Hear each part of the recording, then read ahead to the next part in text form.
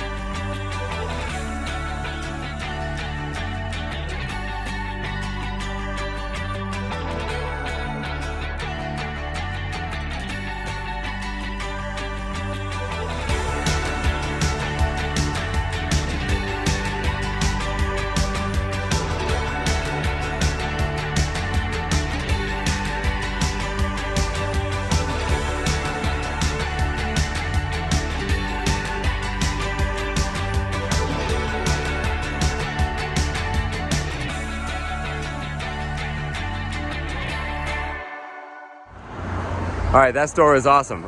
Yeah, talk about great back issues. They have very well organized comic books. So if you're looking to fill some runs, that's a great place to go. And 20% off, can't say no to that. So I get a whole bag of X-Men books that I need for my run. Let's go home and talk about them. So there you go, guys. I don't often show myself picking through comic book stores on my channel, but I do make a few exceptions. One of them is if it sort of fits the theme of Lunch Money Comics, you know, lots of cheap comics, lots of like, you know, dollar boxes, things like that. If there's a bargain to be had, I'll often show myself going through those boxes, you know, pulling out some comic books, and I like to show you guys what I got. But another reason is if the location is suggested by one of my viewers. Well, this place called That's Entertainment in Worcester, Massachusetts checks both those boxes. One of my viewers down in the comments in a previous video said, hey, check this place out. And talking about cheap comic books, I mean, they had hundreds of boxes of back issues of every single comic book series you can imagine. The comic books were very well priced, and on top of that, they were having a special holiday sale. So if you're in New England and you're trying to fill in your comic book runs and you're trying to do it like, you know, on a budget, man, That's Entertainment in Worcester, Massachusetts is absolutely the place to go.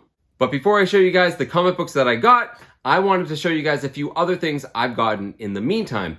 One of the weird quirks about filming on YouTube, at least for me, is that there is a pretty good delay between the time that I film this and the time that you're actually watching it. So if you're watching this video right when it came out, it's probably the middle of January 2023, but for me right now, it's only been a few days since Christmas. And since, you know, my YouTube channel is now a part of my life, a lot of my family members got me really cool Christmas gifts that were comic book themed that I'd love to share with you guys right now. I have a couple of sisters. One of them got me a couple of cool things. One, this really cool like 90s aesthetic X-Men shirt. Love it. And she also got me this. It is an X-Men lunchbox from 1991. We got Wolverine, Cyclops, and Magneto there. And yes, I know you're thinking it. It does in fact have the thermos intact. Very cool, huh? So I'm gonna put this this awesome gift on my shelf behind me for all my future videos. Very, very cool. My other sister got me some books, and I've talked about it on my channel in the past that I love dumb supervillains. So there's no book better for me than this. This is The Legion of Regrettable Supervillains. It's an entire book of history's worst comic book supervillains. I've only been able to flip through it so far, but yeah, they're pretty bad. This is awesome. But why stop there? If you're going to be looking at dumb supervillains, I want to know about the regrettable superheroes as well. So here we go. This is the superhero version of the book. Not as bad, I feel like, as the supervillains, but there's some pretty bad ones in here. And of course, if you have these two books, you got to go for the trilogy, The League of Regrettable Sidekicks. And there are some real bad sidekicks in history, guys. So these three books are pretty cool. I've only been able to kind of flip through them so far. Haven't really got into them. But if you're interested in these books, they are published by Quirk Books. And yeah, I'm very happy to have these. Fantastic, thoughtful gift by my other sister. But even my parents got in on the action and got me a couple of comic book themed books. First up is this Marvel's 100 Greatest Comics. Now, as primarily a Marvel collector, I recognize almost all of the books in this. However, it's a very well curated list because it's not the 100 like most famous comics or most expensive comics, or they're not even all keys. What's so neat about it is that these comics were chosen by people who work at Marvel and all sorts of different branches of Marvel, all the way from publishing to video games. And what's so neat about it is that they give you like, you know, a lot of insight into why this particular book is meaningful. And a lot of them, you know, I found books like that are in here in dollar bins and never even understood the relevance or why it was so important. This has been a really great read. Again, I'm only about halfway through it, but it's been fantastic so far. Awesome. But the book I think I've been most excited about and the one I've been looking at the most is this other one my parents got me. This is 350 of the greatest DC comic covers ever. Listen, comic book collectors, we can say all day that we love the storylines and we love the interior art and the characterizations, but nothing gets our attention like a great cover. And guys, this is a coffee table book full of amazing covers, going from all the way from the golden age all the way up into modern times. What's really, really cool about it too is that, you know, each era that they have in this book, they also have summaries of all of the famous artists. So you're going all the way back from, you know, Bob Kane all the way up to, I don't know, like Adam Hughes, right? You basically have almost 100 years of comic book covers and artists and biographies. And I recognize most of the covers in here. And it's really cool to actually even own a couple of them. So fantastic book. I've been looking at this one pretty much nonstop since I got it. I can't put it down. fantastic browsing book. If you guys are interested in either one of these, they are published by DK Publishing. Really cool coffee table books. I'm sure you can get them pretty cheap on Amazon, but very, very cool. And I just want to share you guys some of these awesome gifts my family got me. One more small thing. My kids were both given gift certificates to a local bookstore, so we were there picking up books. Of course, I had to poke around in the comic book / trade paperback section, and I saw something that I really wanted, and here it is. This is The Strange Academy, Volume 1, which is issues 1 through 6 from 2020, written by Scotty Young, art by Humberto Ramos and Edgar Delgado. And this depicts, Marvel's first magical school, headed up by, Doctor Strange and Brother Voodoo. Now, I've heard nothing but good things about this series, but I have not read it. I have not collected it. I haven't been reading many modern books lately, certainly not since the YouTube channel started. So I was looking for some nice, good, modern reading material, but the reason why this excited me so much is that I thought it would be really cool for my son. It's right up his alley. He's a big Harry Potter fan. The whole idea of a magical school set in the Marvel Universe seemed pretty awesome to me. So let me know down in the comments if you've read this series before. No spoilers, please. Just let me know if you think it's a pretty good series. I'm hoping to enjoy it and pass it on to my son, and if I like it, I'll go on to Volume 2. Just some nice light reading in between making videos for you guys. Pretty cool. Now let's talk about the comic books. So the name of this place was That's Entertainment in Worcester, Massachusetts. And despite the fact that I'm always in Worcester, Massachusetts, especially for work, it was kind of surprising that I'd never been there before. But they actually have 2 locations. The other one is in Fitchburg, Massachusetts, and I had been several times in the past. And they had a pretty good comic book selection, but they mostly had lots of gaming stuff. They had a really good selection of vintage video games. So, when I heard about this place in Worcester and everyone kept raving about it, I didn't really know what to expect. I thought it was more of a big collectible store. And yeah, it absolutely is. They did have video games there. They had a really cool vinyl collection. As a board gamer, there was a really great board game selection that I was very impressed by. They even had their own dedicated Dungeons & Dragons section, which as a player, I definitely appreciated. But yeah, they had comic books. A lot of them. You could tell from the footage, there are long boxes everywhere. And there was a section behind glass of nicer books, and they had some a couple of graded books. Most of the comics there are back issues. And like I said, every title you could possibly imagine is there. And if you're looking for cheap books, that's the place to go. A couple of weird little quirks though. All of their comic books are bagged, but they're not boarded. Now, this is sort of a double-edged sword here. On one side, you can see both sides of the comic book, right? You can flip it over and say, oh, okay, this one's in better shape or worse shape. And a lot of times there were multiple comic books. I think you saw in the footage, I take out 2 or 3 of the same book and I could actually inspect them without taking them out. However, because they don't have boards, they are beat up a little bit, but that is why the prices are cheaper. And even in that condition, they weren't in terrible condition. I still found some ones that were fairly decent. So not only were the comic books very reasonably priced to begin with, but they were also having a gigantic sale. It's one of the reasons I wanted to check it out. And this sale was going on all week, and each day of the sale, something else was discounted. So the day I was there, it was 20% off all comic books. Now, I came to find out afterwards that they always have a deal like this, but only if you get 20 comic books. So it doesn't matter what your total value is. If you buy 20 comic books, they apply the 20%, and that's year round. But in this particular case on this day, if you got 1 or 2 comic books or, 11, like in my case, you get that 20% off, and that was fantastic. They were already cheap to begin with, and I got a really good deal on them. But this sale wasn't the only reason I was in Worcester that day. I was actually meeting one of my closest friends for dinner, and by the time I got to this store, with traffic and stuff, I was running late, and I only had about a half an hour. So I filmed the footage that you saw, and then I went to the back issues, and if I have, if I'm short on time and have to pick back issues, I'm going to pick X-Men books. And listen, if you don't love the X-Men, I apologize. All 11 books that I got are X-Men books. So for those of you who love the X-Men, hey, this is sort of an X-Men video. I got the X-Men shirt. I put some X-Men keys up on the shelf behind me. Those of you who don't love the X-Men or love Marvel, I apologize. I promise in videos in the weeks to come, I've already got more non-X-Men, non-Marvel books to show you. So definitely stay tuned. But at least for this video, guys, it's going to be all X-Men. So definitely, if you're into comic books or collectibles, if you like vinyl or video games or board games or Dungeons & Dragons, definitely check out That's Entertainment at either one of the locations, either in Worcester or Fitchburg, Massachusetts. I'll make sure to put a link down in the description to their website so you can check it out for yourself. Before I show you the books, one more thing. If you like this sort of stuff, go down, hit that like button, leave me a comment. I honestly love reading every one of them, guys, and responding to them. Feel free to subscribe if you haven't already, and you can find me on Instagram under Lunch Money Comics IG. Let's talk about the X-Men books.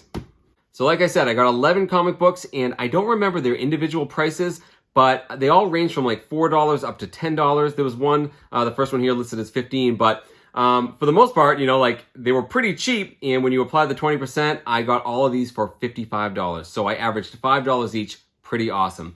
So I'm going to go through them in chronological order. No surprise to anyone. They're all written by Chris Claremont. First one up is Uncanny X-Men number 139. This is from 1980.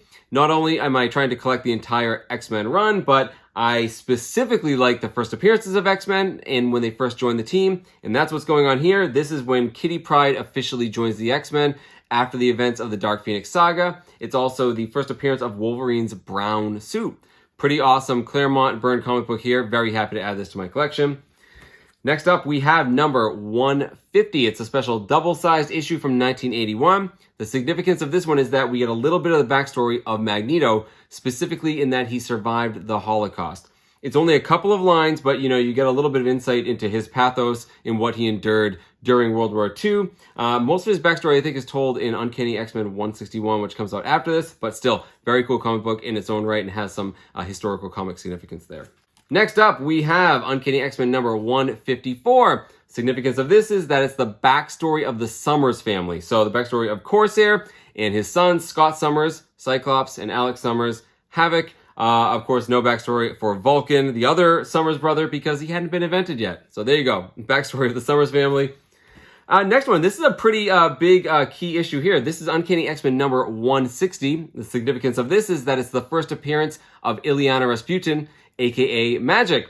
She is the younger sister of the character Colossus, and in this issue here, the X-Men are trying to save her from a demon. I think it's Belasco. But Magic's a cool character. She ends up becoming pretty prominent in her own right in the New Mutants series. But then, of course, in contemporary X-Men comics, she's a very big character. She was also played in the New Mutants movie by Anya Taylor-Joy. She's a really cool character, guys. I really like her a lot. I've wanted this book for a long time. But every time I find this book, it's in bad shape, and this is no exception here. You can see there's a pretty good stripe of discoloration on it. I don't know what it is. Almost like there was tape on it or something. There's a line running top to bottom. I'm not sure what it is. It actually doesn't really affect it too much, but because of it, I got it really, really cheap, and I'm very happy to add this to my collection for a really cheap price. So, first appearance of Illyana Rasputin. Cool.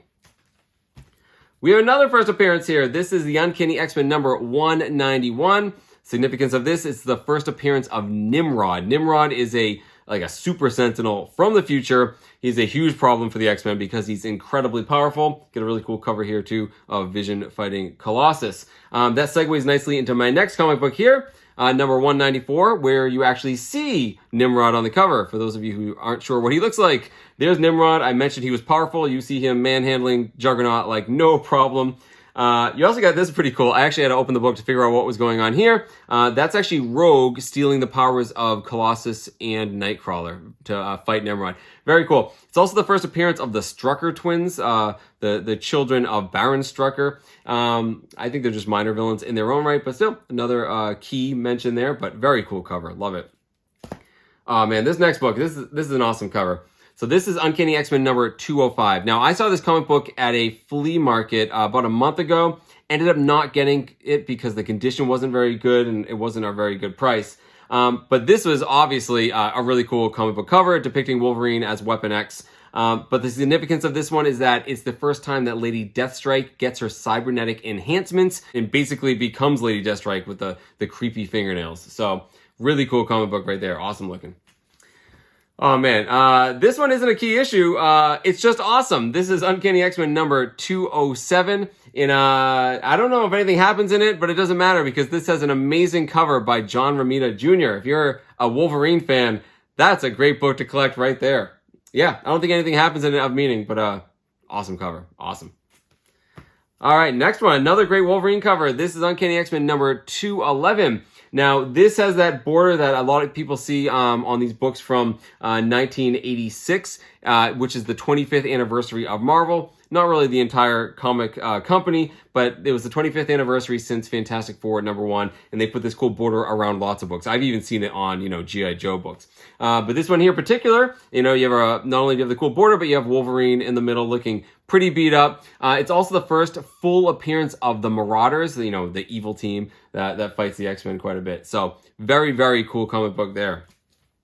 Next up, I said I like the first time X-Men joined the team, and that's what's going on here in number 214. This is Dazzler joining the X-Men. You see her, I think she's fighting Storm right there on the cover. Very cool. And finally, we have the Uncanny X-Men number 229. This is actually a multi-key book here. This is actually the first appearance of the team, the Reavers. It's the first appearance of Gateway, who's an Australian mutant with teleportation powers, very powerful teleportation powers. It's also the first appearance of the character Tiger, who is often depicted as a Daredevil villain. I also read this the other day that some people think, someone's been cast as Tiger in the upcoming Disney Plus Daredevil series.